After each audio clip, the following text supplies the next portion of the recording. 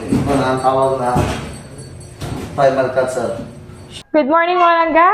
It's me, Maria, and welcome to my channel, Maria Kanegosyo. So mga langga, arita digali subong sa Sentro, Davao City. Sa WorkSmart, dito po meron silang training center para po sa mga paghihiwa o paglapa sang karne, sang baboy.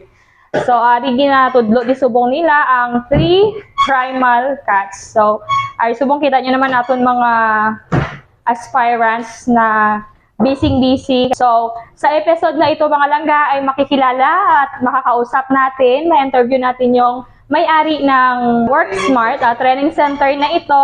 At para po ito sa mga gustong mag-abroad o kaya magtayo ng sariling negosyo. Malalaman po natin yan mamaya. Dito lang yan sa Maria Kanegosyo.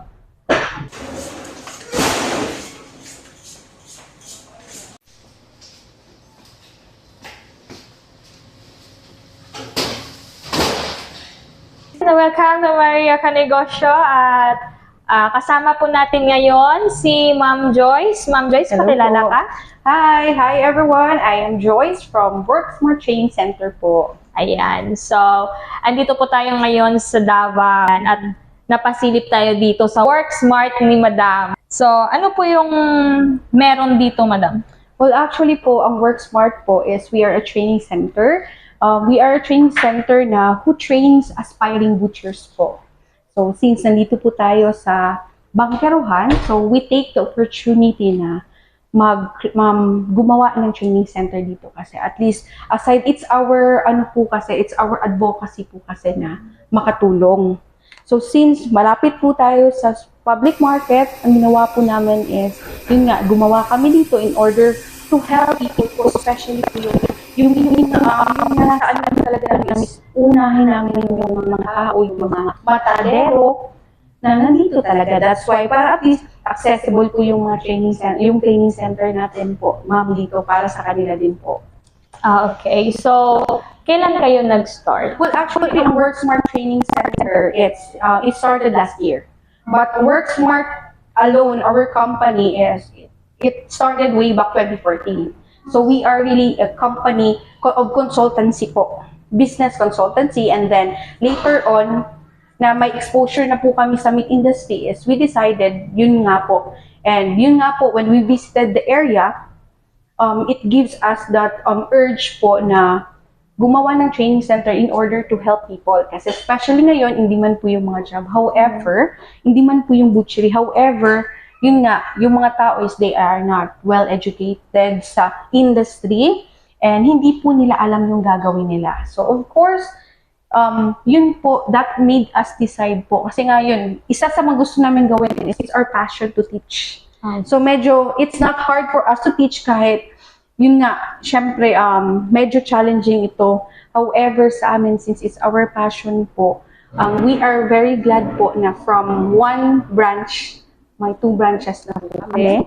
Opo, which is Davao and Jensen. And hopefully, soon may mga upcoming pa naman kami. But later lang po. Ayan. So, ano po yung matutunan nila po dito sa WorkSmart? Well, sa WorkSmart po, sa aming training center po, I am encouraging po yung mga, to those who plans to go abroad, to explore, or yung mga gustong mag-meat shop business po.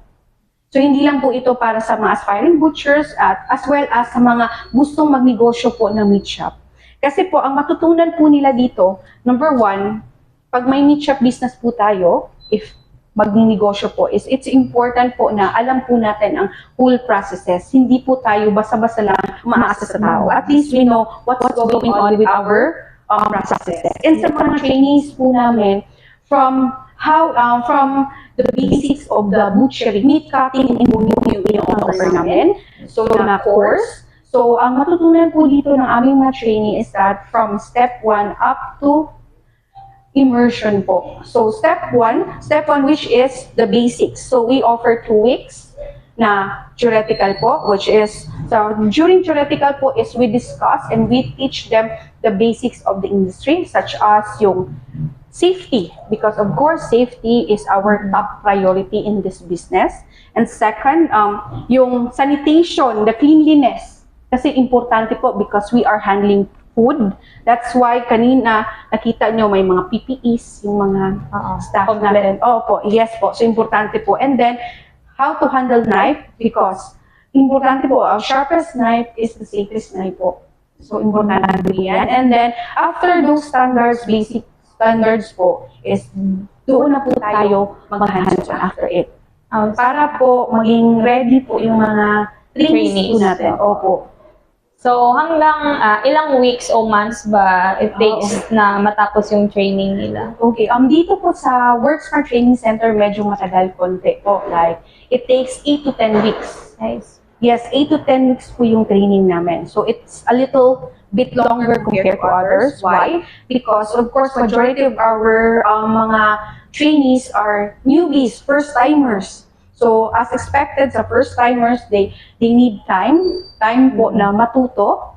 And of course, kasi sa amin dito is, we want them to graduate from our training center na equipped na po. Kumbaga, Well-trained. yes, well-trained po. Hindi ka namin ipapagraduate not unless if you pass the assessment. Ang yung assessment po namin, which is parang exam. Opo. Oo, so, hindi po talaga namin, if ever may student kami na kumbaga parang slow or dili pa kayo siya kabalo, what we are doing is that we add additional days for this training. So, mag-extend Oh, yun. mag-extend. Kasi ayaw namin, because yung goal po kasi namin is we don't want quantity. We want quality trainees as well. Kasi syempre, of course, from WorkSmart, not just skills, also magaling din talaga. Yeah.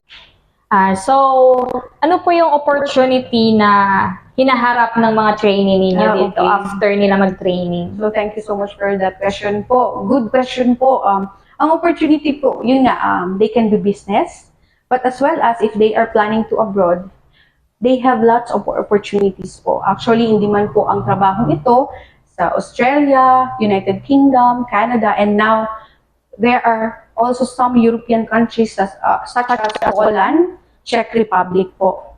So, as to graduates po namin, we have some of our trainees na who are luckily na nasa Canada na ngayon, nasa UK na ngayon. But however, their journey is not that easy po.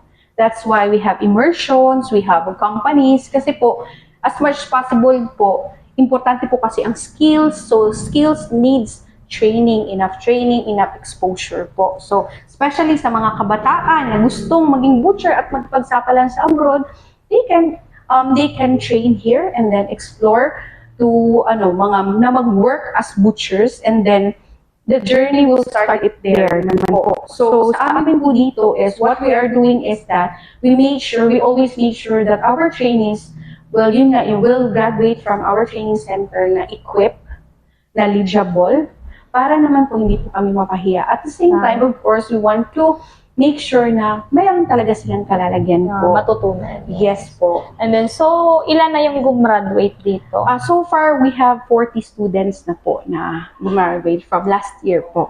And some of them, they are lucky enough. Yun nga, but however, the journey is not that easy. But of course, it doesn't end there. And nandito naman po kami to assist them of the journey that they choose. Yan. Meron din kasi kaming graduates na nag-beach shop sila. Wow. Which is maganda din po kasi it helped them na mas ma-maximize po yung mga karne nila po. Opo. So, there are two options lang po. Some of our students prefer to go to abroad, and there are some also na nag-business po. Yan. So, thank you so much, Ma'am Joy, sa pag-tangkilik at pag-welcome sa akin dito. At ayan, so, panoorin nyo na lang mga langga yung proper cutting dito yan sa Maria Canegosyo. Ayan, thank you so much, Ma'am. Thank you. So, ayan, so may mga gusto dyan na mag-training kung paano yung pagka-cut ng ating meat. Ayan, so open po sila ni Madam, at ayan, ilalagay natin yan sa ating description, yung contact number nila ni Madam at saka yung kanilang page. Ayan. sa lalim. Wala naman.